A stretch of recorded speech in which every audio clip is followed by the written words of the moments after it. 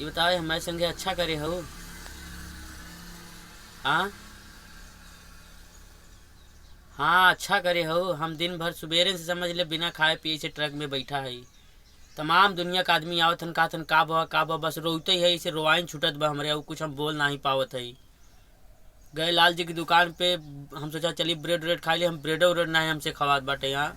यही कह रहे हो कि हमारे लोग के प्यार एवरेस्ट के ऊंचाई तक जाए। हाँ, अरे ये किस राजा की बारी तक घूम के प्यार जा। ऐसा समय पे छोड़े हो, समझ ले कि एकदम लॉकडाउन में छोड़े हो, हम केहरो के ना हो पावत है। और सही हुआ हमें माई बाबू सही कहत रहन कि गोबरे के धंधा कैले, लेकिन ये प्यार मोहब्बत के चक्कर में जिन पड़े। आज प्यार मोहब्बत के चक्कर में पड़ा है, केचुआ बन के ऐसे सरक सरक के चलत है। कौनो दिक्कत नहीं बा। Likey